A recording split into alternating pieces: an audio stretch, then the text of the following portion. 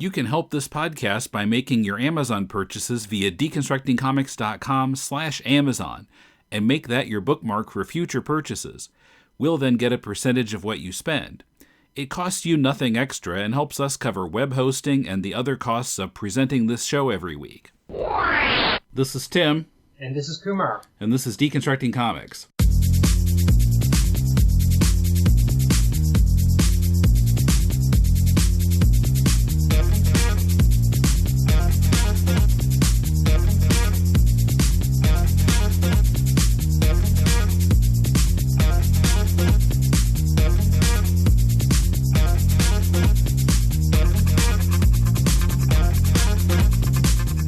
Welcome to Deconstructing Comics. This is Tim in Tokyo with Kumar in Melbourne. And yes, I'm actually on this week. I'm not just producing and editing and being the MC. I'm actually discussing a comic. And the comic is Assassination Classroom by Yuusei Matsui. So, of course, this is Japanese, a manga called Ansatsu Kyoshitsu in Japanese. Originally published in Weekly Shonen Jump from July 2012 to March 2016. 21 volumes in paperback. And I mean, this is, pretty commercial property. There's been a few different anime series, anime movies, live action movies based on this. And I can't remember, I think I knew about this because of my kids, since I do live in Japan and they kind of knew about it. But how did you run across it? I was wondering that too. It somehow just kept popping up on my radar. Like I would hear about it here and there, and the concept sounded funny. I did not realize initially that it was a Shonen Jump series, which means it's basically as commercial as you can get. Initially. Mm-hmm. And I just kept seeing it pop up here and there, and I thought, well, maybe we should give this a read. Much the same way, One Punch Man ended up on my radar as well. Yeah. Okay. So, this basic setup here, it's in a junior high school. Now, we're still using the term junior high school, where in the States it's pretty much been replaced by middle school, where middle school is 6th, 7th, and 8th grade. In Japan, the system is still that they have a 7th, 8th, and 9th grade school, which is often translated as junior high, although if you look at it in Japanese, it literally translates as middle school, so whatever. In Canada, it would still be junior high. 7, 8, 9, I think.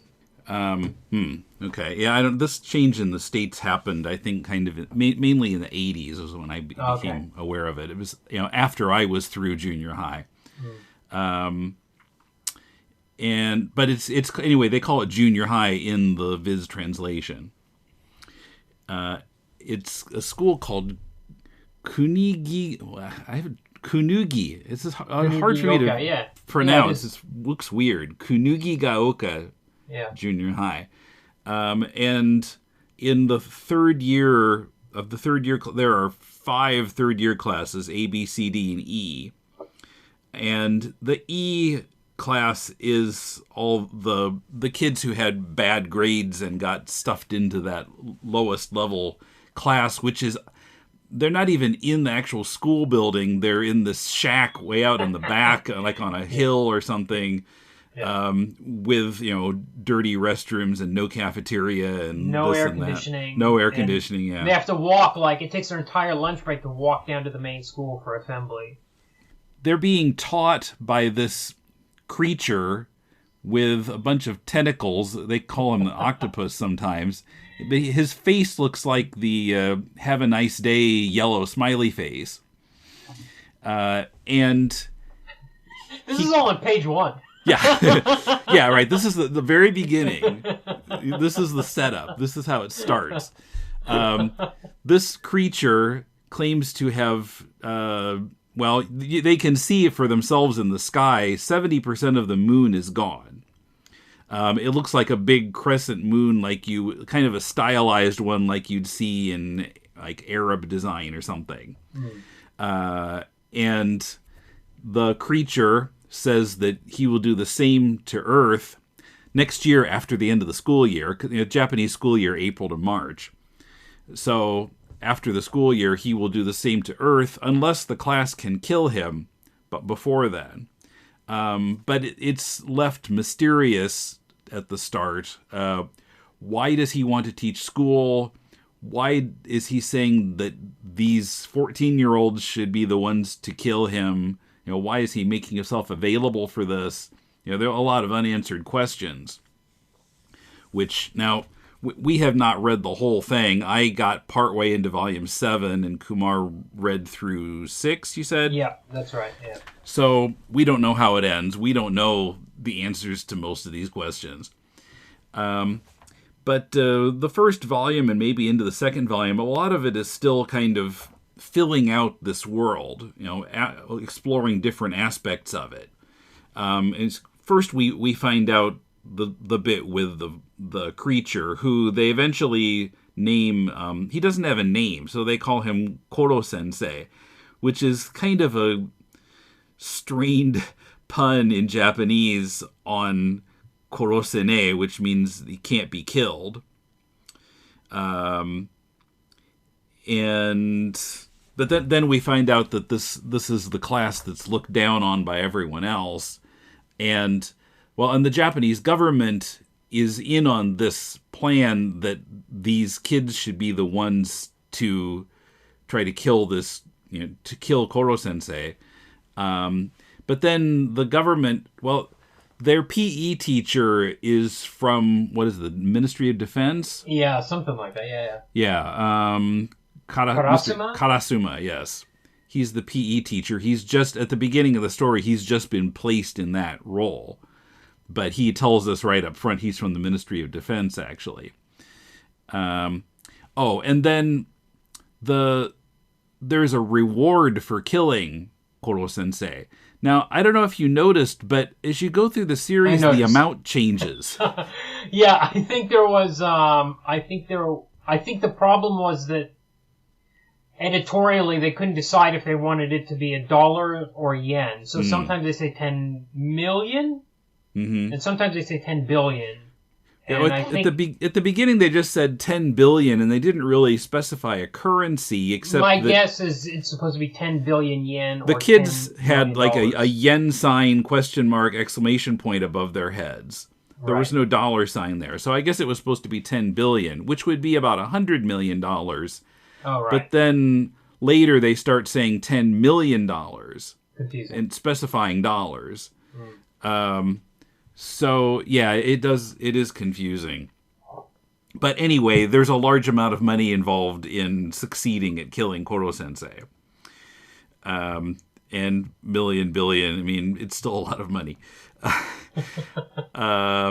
But Koro Sensei has a number of powers. Besides the fact that he has countless tentacles, he can move at Mach 20. And what else can he do? He can secrete things and. Yeah, he's got secretions that form soap bubbles mixed with water. That when his slime mixes with water, it can clean even microscopic dirt, as he says. But a lot of his powers come from his speed. I mean, he can regrow his tentacles if they fall off or whatever. But a lot of things, like he does this thing called visual cloning, which is where he moves so fast that he can appear to be 2 places at once. Or even more than 2 places. Yeah, he's in 10 places, and he's tutoring all these kids simultaneously by doing this, which I don't think would work. Because he's having conversations and stuff with them as well. He's not just visually appearing there. But anyway, there are certain bits of that don't really add up. By definition, if he's going at more than Mach 1, then there's gonna be sonic boom, and there never is.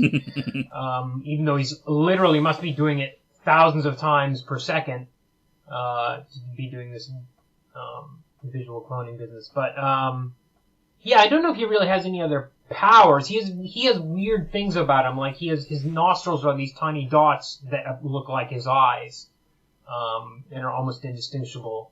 And his ears, too, I think they mentioned at one point. Other powers? I don't know, because we don't know much about him, and he might have been a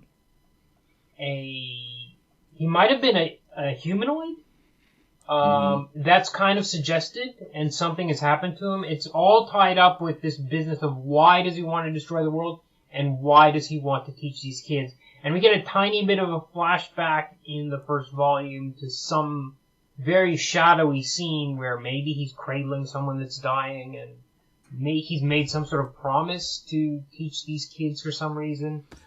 Oh, really? I missed that. Where is that? Yeah, I think I only picked it up like the second time through. I don't know if I'll be able to find it again. Because it's just like one page. It's kind of a... I don't know if people can... But,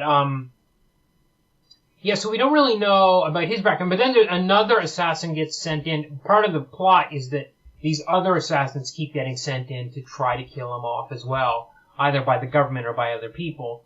And this other kid, a more humanoid, basically humanoid kid, but with tentacle kind of hair, shows up. And he calls him his brother or something like that. So, maybe they came out of some sort of similar scientific experiment or something. I don't know. So we don't really know much about him. Yeah, and they try to get a glimpse of him without the robes that he always wears, and they don't manage to see it because he gets in the bath, but you mentioned the bubbles forming the contact with water. Yeah. So they can't see anything under the water level. I found it's page 53, I guess. So you get a flashback scene of some like rubble. And then this kind of spectral black figure cradling this female human. Yeah. And it's saying, if you're willing to give me your time, I'd like you to teach the children for me. It seems like it's her saying that. What wonderful tentacles you have, she says, and with these I'm sure you'll become a fine teacher. And then later on he says something about a promise he made that he has to teach the kids. But yeah, it becomes like this, it's a very weird thing where he says, there's one line, I think in volume 2 or 3, where he says, I'm a teacher first, a target second. And he wants them to assassinate him. Like, he's doing his best to avoid it, but he wants them to become good enough to be able to kill him. And he says a few times it's mentioned that assassination is a way of teaching that you can become the best you can be. Which leads to some crazy lines. Like, there's a line where one of the kids says, I want to... it's kind of like this they've gone on this trip to Kyoto and they've all had, experiences which have brought the kids all closer together, and there's a kind of moving moment where he's standing out in the moonlight and he says, I want to get to know each other better. I want to kill Koro Sensei. I want to spend the days I have left living life to the fullest. Which is like, I want to kill my sensei in the middle of that. It's such a crazy... Yeah, and everybody's smiling. A crazy statement. It's just kind of this moving thing where the murder has become this thing which not only brings the kids together, but brings them together with the sensei. Like, they have strong feelings of affection, it seems, for him. Even the worst kids, like there's this kid Karma, who's there's a certain amount of the like cliched. I think it's deliberately picks cliches, like here's the cliche bad kid who wants to murder his teacher. Well, now he actually has the chance, but even through that process, Karma's like, I don't want this class to get messed up. I want things to stay the way they are so we can keep trying to kill you. So yeah, there's some weird, because of the oddball, the whole oddball setup of the thing, there's some strange character dynamics. Yeah. Well, I mean, there's a whole kind of genre in Japan of these kind of school comics where, the teacher is, this, paragon of virtue who everybody looks up to and, teaches different life lessons to different students in the class. And so this is kind of turning it on its head in a way where they're getting along great with the teacher and they're learning life lessons, but they're also trying to kill him. Yeah. Oh, and the other thing about the concept, too, is he can't be killed by ordinary bullets and things. Those don't do anything to him. It has to be rubber knives or like BBs. Yeah, there's some special material that they're made out of that's, okay. I think, that's harmless to humans. They seem like just rubber knives to humans, but yeah, they can kill him for some reason. Right, okay. I thought it was just rubber, which to me made no sense, because there'd be stuff he'd be touching all the time. I think they didn't scratch the surface of that idea too much to try to actually explain it. Just kind of, this will kill him and not anybody else, so just go with it. Yeah, it's not important, There's a lot of stuff you're not supposed to really go too deep into. Well, yeah, this morning I got to thinking about, this is kind of a top secret thing. Just the school and the government and the kids in the class know about this and no one else is to know. Would this really not get found out by any parents at some point? We never see parents. Parents are absent. These kids are like all orphans. Yeah. Or so it seems, because the parents are never even mentioned. Oh, they are. They are actually. There is a scene, because early on, the kids do something right at the beginning, in chapter 1 or 2. The kids do something to piss off Koro Sensei, and he shoots off into town and brings back the nameplates from their mailboxes of everybody's house and says, if you don't do what I say or whatever, I'm going to hurt your families. So the families are out there somewhere. But the other thing, that reminds me of another part of the whole setup. Kind of reminds me of Death Note, the way there are all these Jenga blocks that need to be in place. Mm-hmm. But he's not allowed to harm the students. Mm-hmm. That's another reason why why the plot works the way it does. Mm-hmm. Yeah. So, and then I think another piece of that is that the fact that their classroom is secluded makes that them the best place to try to kill him. Right. If he's going to teach a class, it's best if it's not surrounded by other classes, because it's supposed to be a secret, I guess is the thinking. Yes.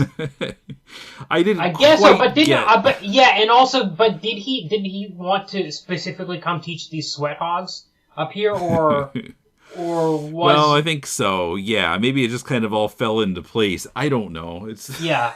I wonder if some of that stuff might be answered later, like volume 21. I did like the fact that it's limited to 1 year. Like, the series has an end point because he's supposed to destroy the world in 1 year, so it has to end. And as we know, it did end at volume 21. Yeah, Inuyasha could have used a time limit like that. Yeah. Well, that's another reason it reminded me of Death Note. And also another thing that reminded me of Death Note was, also reminded me of Parasite just because of the shape-shifting tentacles. But the thing about Death Note was there's one student, Nagisa, who is writing down every weakness that she discovers in Koro Sensei. Except Nagisa is a boy. He looks like a girl, and other students are surprised to learn that he's a boy when they go swimming. But I was too, because the first volume or two, I was like, this is a female character, right? Mm-hmm. Yeah. And then you get to one page and it's like it says he said this or he likes it. It's like, what? That's a male. Okay, it looks female. I'll buy it. And I kind of went along, and there's a swimming episode where the other girls there are surprised that he's got his shirt off and he's a boy. So we were the only ones that thought that. It seemed to be deliberate. But he's keeping a list of weaknesses, which they tend to pile onto each other, but some of them are really oddball, like kisses up to his boss, or, gets flustered when he panics or stuff like that. So I'm really hoping that in the end, if they do kill him in volume 21, somehow all of these weaknesses come into play, but I think he's just kind of having fun with it. I think some of them are just comedy, but I think some of them are going to pay off. Yes. In a moment, more Jenga blocks that make up the setting of Assassination Classroom, and more life lessons for everyone. Does this comic have too many characters? What the heck does the sound effect lub-dub refer to? And more. But first, if you value the content on Deconstructing Comics, Critiquing Comics, and To the Bat Polls, and want to help us move up to bigger and better things, how about donating a few bucks a month via Patreon at patreon.com/deconcomics? If everyone listening gave just $3 a month, it would make a big difference. We'd be able to reach several of our Patreon goals and bring you more content, including bringing back over 120 early episodes that have long been missing from our website. Check out all our goals and rewards and make your pledge at patreon.com/deconcomics. I'm Batman. And I'm Robin. This is Tim. And this is Paul. To the Bat Polls! The iTunes reviews are in on To the Bat Polls podcast. A terrific podcast, Rave's Got a Rugrat, that brings review, film analysis, and sociological impact to episode-by-episode musings without ever losing the feeling of two brothers with towels tied around their necks, running through the backyard. Unmissable. Exquisite. You've heard the reviews, now try it for yourself. New episodes on the first, third, and fifth Thursdays of the month on iTunes or Stitcher, or at tothebatpolls.libsyn.com. Wild! For nostalgia, analysis, and fun, it's To the Bat Polls.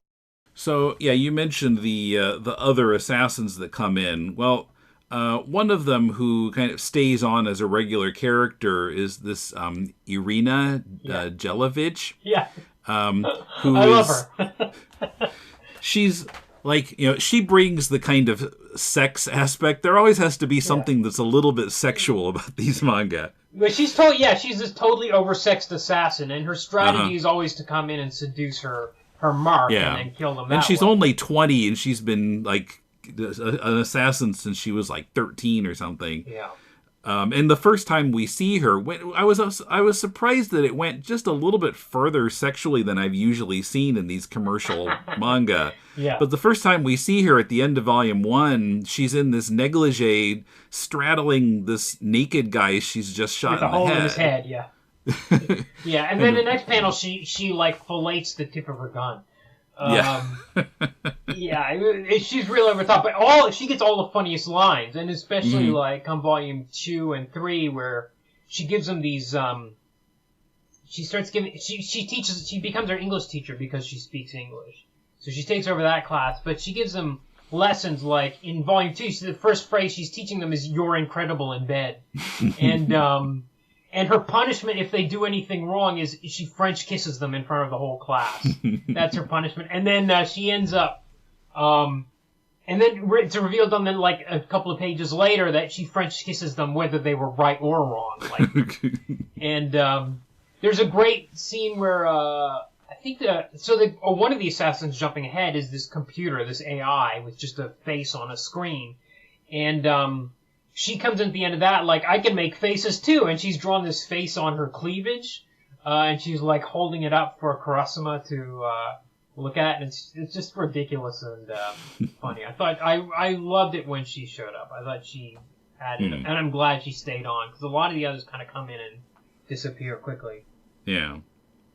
Yeah, although, like, in Volume 6, she's not in very much. It kind of starts focusing on other characters. Right. She's kind of in the background. Right.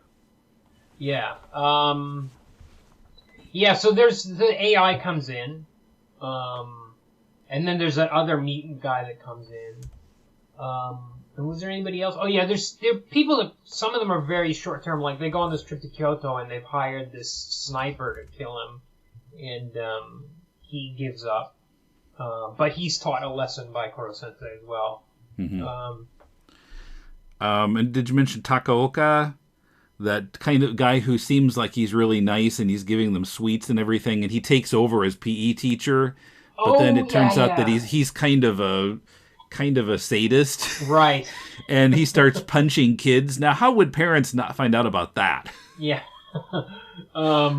Yeah, and we should talk about, too, the reason that this class exists. So this is like an elite school, because there's a whole other plot element here, which is keeping the Jenga structure in place, which is that the principal of the school has these ideas about social engineering, which is that he needs to have a class which is so awful. So instead of there being a 20% elite, 80% average, and 20% at the bottom, he keeps this bottom 5% so low, so despised by the rest of the school that everybody else is at 95%. They're operating it at that level because they don't want to end up in Class E.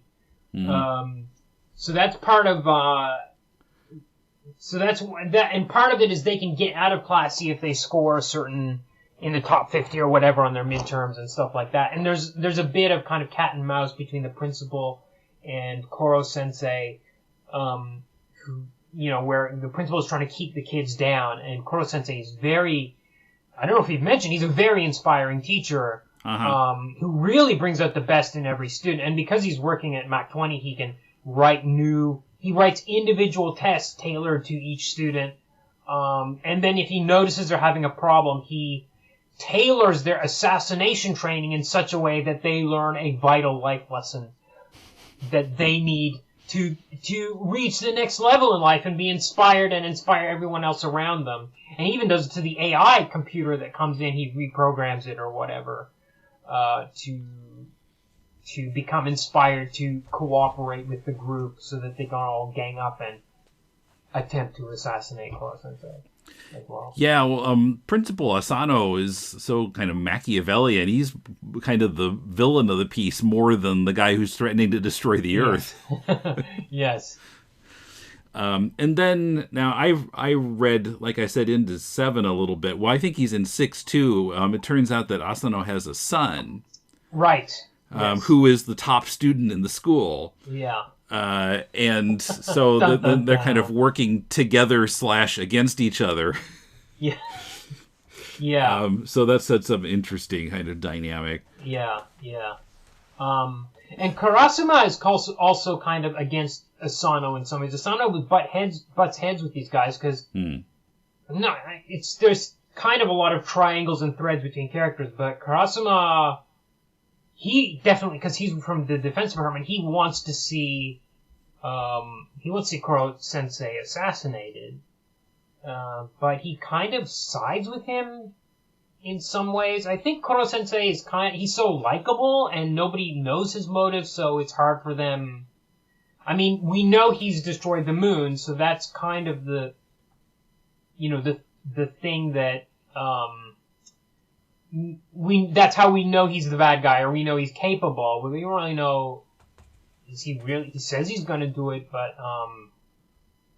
is he really gonna do it? You know what I mean? But Karasuma I loved him as a character too. He was my other favorite, because he seems so exasperated with this job he's been given by the Defense Department. Like, when he shows up with the robot, with the AI, which looks like a giant, iPod, really.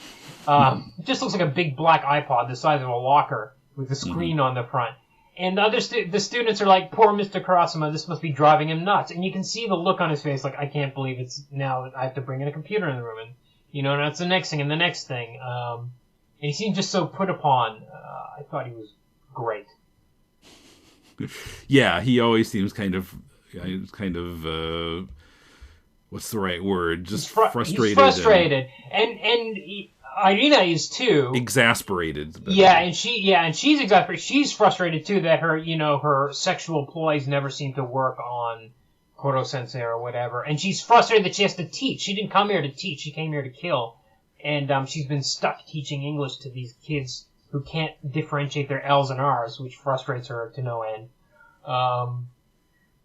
Yeah, so I think that dynamic too is another thing that makes it. That's one of the funniest parts of the books, especially those early volumes.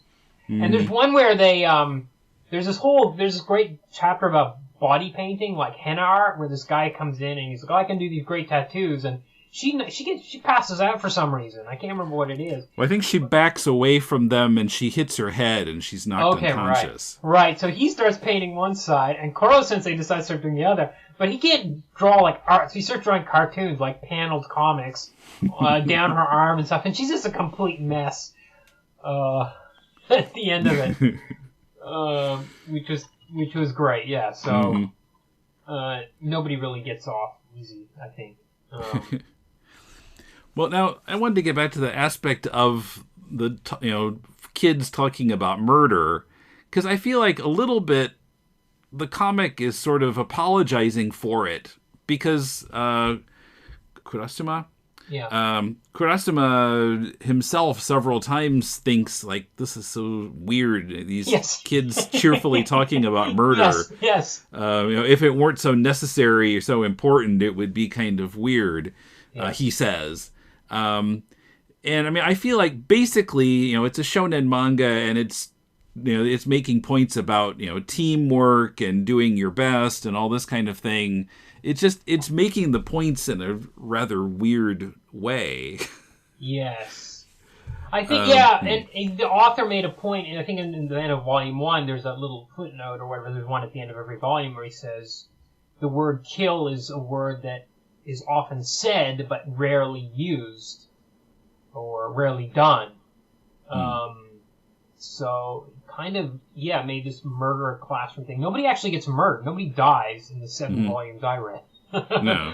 Or the 6 volumes I read. So, I don't know. It's totally a kid's comic, but it's like a Japanese kid's comic where people can gleefully try to murder their teacher, and a woman can fillet a gun. Right, yeah, it would be, if the anime would be on Adult Swim in America, but just like Inuyasha was. Yeah. But yeah, in Japan it's for kids. Yeah. Go figure. Yeah. But I mean, I wonder why he approached it that way, like, to set up this kind of a, this genre of comic as a, let's kill our teacher. Well, okay, it's never been done. That's a point in its favor. It hasn't been done, and I think it's so bonkers. Like I said, it's from page 1. You see that octopus creature. They're trying to shoot all these kids jump up with machine guns and try to kill this smiley face octopus thing that's teaching their class. Yeah, you've never seen a first scene like that. Yeah, and I think that kind of I think those reactions that Kurasuma has are kind of, there's some comedy value coming out of that. I don't know about 21 volumes worth, but I think that's where it's good. Like, there's an exhibition baseball game that shows up, and, that tattoo episode, and there's things that interrupt that assassination flow, let's call it. Yeah, it becomes very episodic. Yeah, there's a bit more variety. I don't think it's really...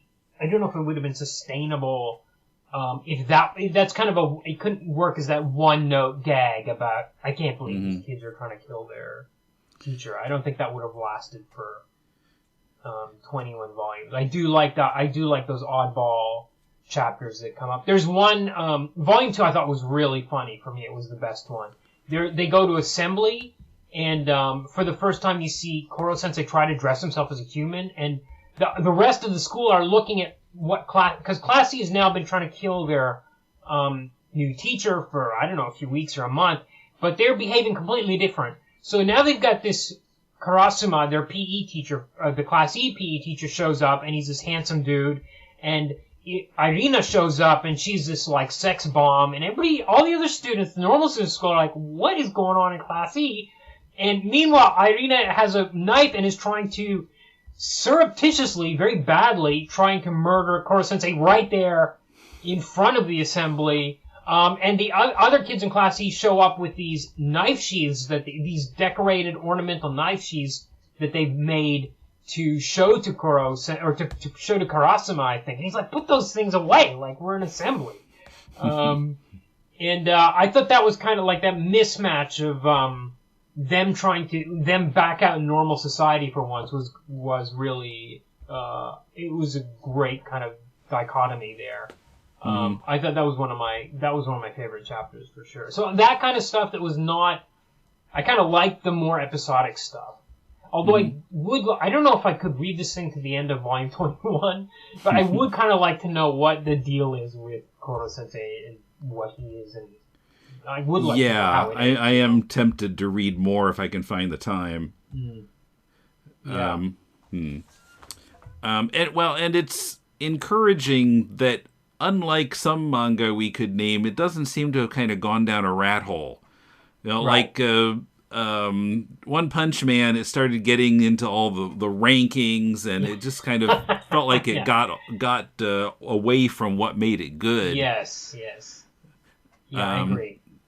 So, yeah, I mean, this doesn't seem to be following that pattern. It's kind of sticking with what works. Yeah. Although I do think, again, I think it's, well, I mean, it's in Shonen Jump, so it's not going to be any other way, but I do feel like the art was probably a bit too slick for it.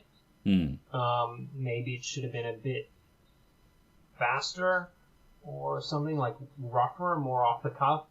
Because I think that kind of, those kind of speedy gags, I don't know, I guess there's a kind of an emotional component too, but I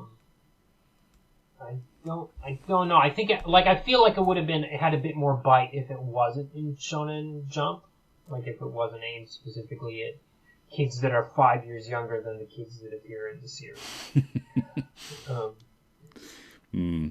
Another point that felt a little off, but again, I think it's kind of, it's not going to be any other way in Shonen Jump, but most of the kids in the class don't really strike me as the kind of kids who would actually be the ones getting the worst grades. Yes. I mean, the girls are almost uniformly slim and cute, and the boys are kind of handsome, and they all seem a little too focused and cheerful, and they're not what you would expect at all of the lowlifes who are supposedly in this class. Yeah, but, I think that they're not going to be that type in a commercial manga, because the publisher's going to be on the artist's case for make them more attractive, make them more appealing. Yeah.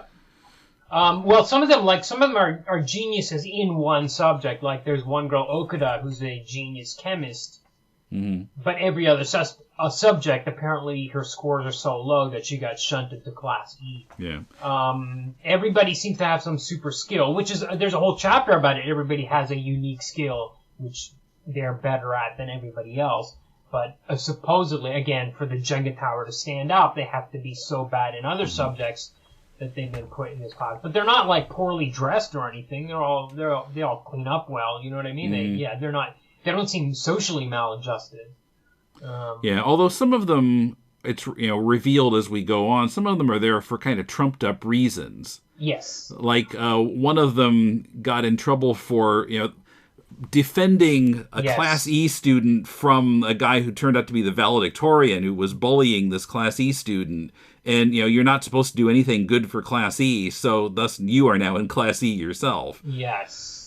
Yes, but there's one guy that shows up later, who it struck me because, I was thinking the same thing you were thinking. Well, all these kids are the same, and now because Koro Sensei's here, they're all inspired to become top students and inspired to get out of Class E and all this stuff, and inspired because of their assassination training. But there's one student who's like, I hate this. I just want to sit around and do nothing. Terasaka. Right, Terasaka, and that struck me as. Oh, okay, so finally we get to this type of character. I was wondering why there weren't any characters like this, and that is addressed through him. He fits into that idea. Yeah. So there is some variation there, for sure. With him, at least, anyway. I thought I was a little bit worried at first because I'm like, okay, well, here we've got this whole class of 30-some kids, all these characters. How are they going to, I'm never going to remember all these names. How are they going to introduce these characters in a coherent way? I was getting visions of Bleach, where it's just like, here are 25 characters that you all need to know right now. But there are a few that are kind of introduced at the beginning as sort of the main ones that we're going to follow. And then other class members kind of have their own story arcs as we go through. And they're all there, but they're sort of introduced one by one over the course of the series, it seems like. I'm looking at shots of all the characters on wikia.com here, and some of these characters I don't even know because their arcs I haven't gotten to yet. Yeah. I wrote the note twice. I wrote, I can't keep track of all these students. and then later on, a few days later, when I was up to volume 5 or 6, I wrote again, I can't keep track of all these students, with it forgotten that I'd written the note already once, 3 volumes earlier. Yeah, I found it was very hard to keep track. But there's some in-jokes about that, too, because there's a fourth wall gag where one student says, I think it's when the AI comes in and people are talking about how she's 2D or something. And this one character says, he gives a joke line like, "Oh, I don't care if her double D's are flat." And somebody else says, "Do you really want that to be your first line in the series?" So yeah, sometimes there's a sketchbook, or not a sketchbook, but a model sheets at the back of one volume, and he makes a note that the characters shouldn't be too distinctive if they're not lead characters. So yeah, there was a difficult balance in there. Very hard to keep track of all of them, I found. Yeah, it is somewhat difficult, but maybe not important to. Well, yeah, I guess it's not that important, but they're not introduced all in a clump, so I mean not to the extent of Bleach anyway. Right. So it was more manageable than that was. Yeah. Yeah. I see. I have to mention I loved I loved Koro Sensei's snot, because he really runs. And there's one scene in Volume 6 where he slimes Terasaka's face, totally. It's the funniest thing. Yeah. And there's another moment I loved was, there's a scene in Volume 2, I think, where Irina is teaching the class, and she mentions foreigners, and what the students imagine is Jack Sparrow and Lara Croft. Oh yeah, there's some nods to other manga. There's a couple of nods to Naruto where when Koro Sensei is doing the visual cloning and he's jumping between students, he has a headband on, which shows the subject he's teaching them. But for Terasaka, he's got the Naruto headband for no real reason. Yeah, and somebody comments on that. Yeah.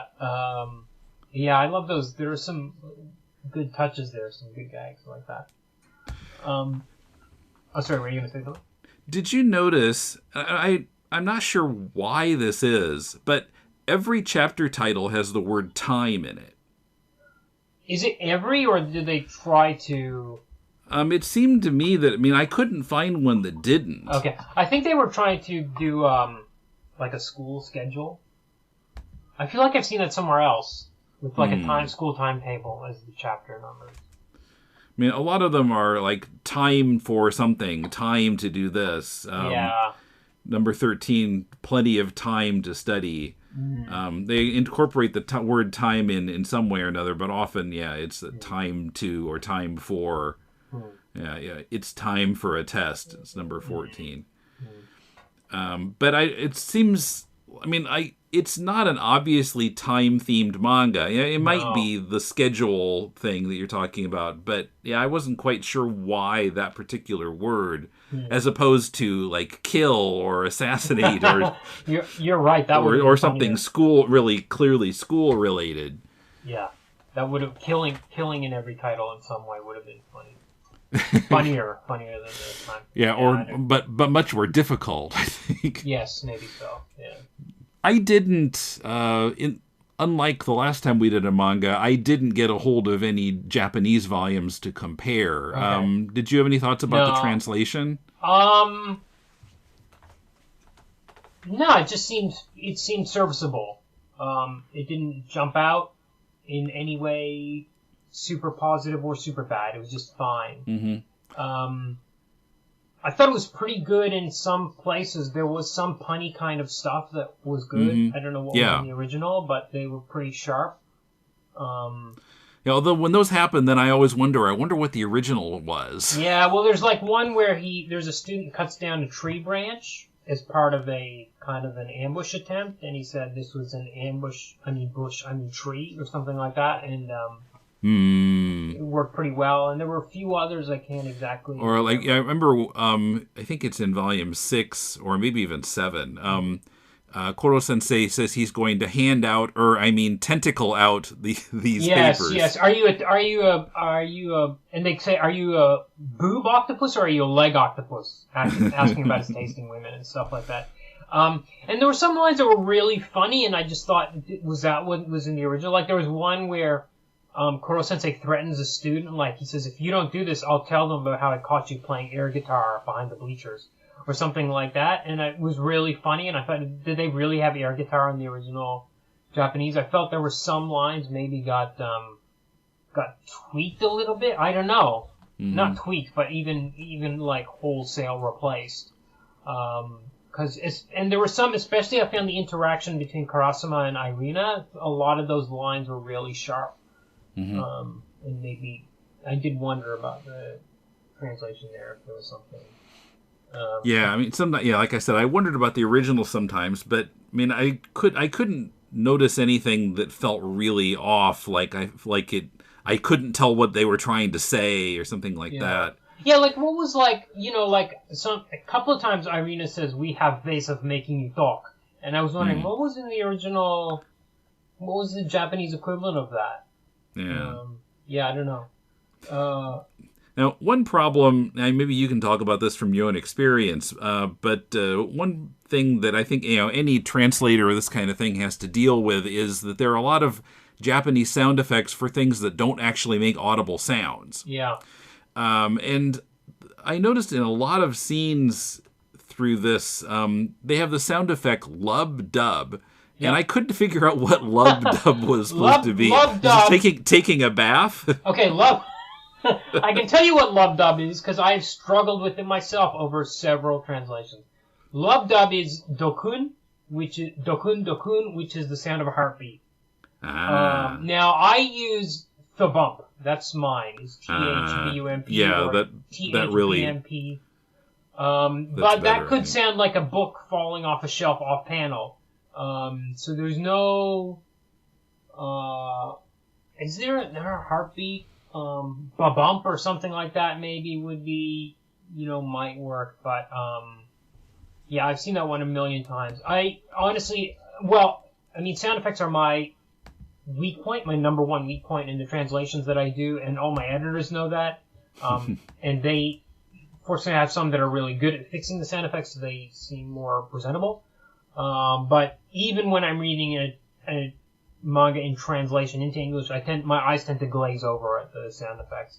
Most times they don't really need to be there. But yeah, lub dub, I knew what it was through experience, but yeah, I wouldn't have used it. There were a few others too that were a little bit oddball. Yeah, I'm trying to remember where it was, kind of looking through here, but there was some place where I think someone was noticing something in a photograph, and there was a kind of rumbling sound effect. Okay. Where rumble, rumble, rumble. Yeah, that is a that in the Japanese that would be go, go, go, go, go, which is the sound of a timpani type drum.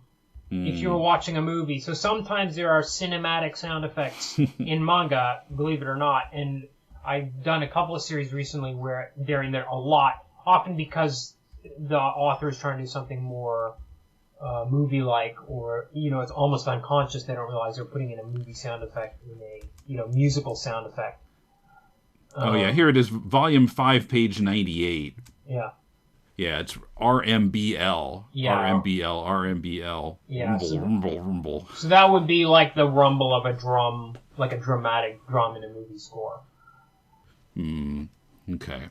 But, yeah, I mean, I don't know, the dub just makes me think rub-a-dub-dub, so it wasn't quite speaking to me, but okay. Yeah. Heartbeat. Yeah. Okay. But, yeah, I mean, there were some funny parts of this. I was interested in it. Sure. Like, I'd like to read more. I didn't think it was the most hilarious thing I ever read. There were some funny parts.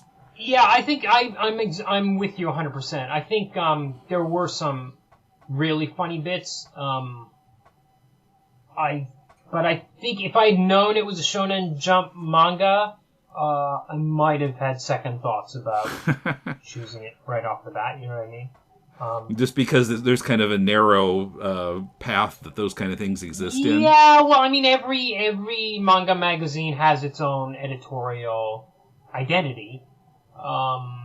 but yeah, I don't know. I feel like it's set up in a certain way that they could make an anime and a live action movie and all this other stuff out of it.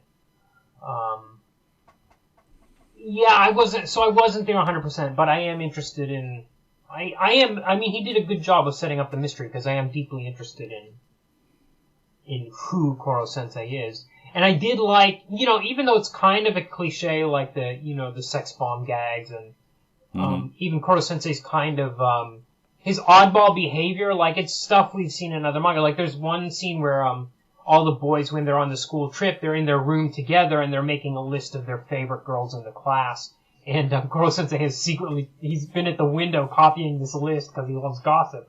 And that kind of weirdo behavior was stuff that even though we've seen it kind of in other places, I really did enjoy that aspect of it.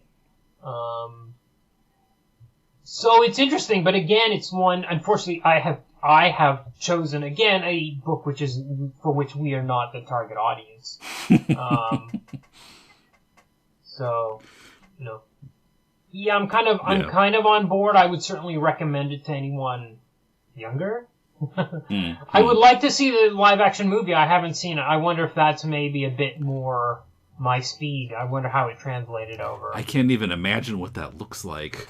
I don't know, but I saw the Parasite movies and they did a really great job. Like the technology is at a stage now where it has been since '92, but now for Japan at least they can afford to make these movies with the CG that looks really a lot like the comics do. I think it probably, for the stills I've seen of it, look pretty good. But yeah, it's hard to imagine. Yeah, Koro Sensei in real life. Yeah. Yeah. But yeah, I think, I see what you mean about us not being the target audience. But I mean, if someone wants to read a comic of that has this target audience, this is one of the better ones to read. I guess for sure. Yeah. Although still nothing has beaten Fullmetal Alchemist for me, but okay.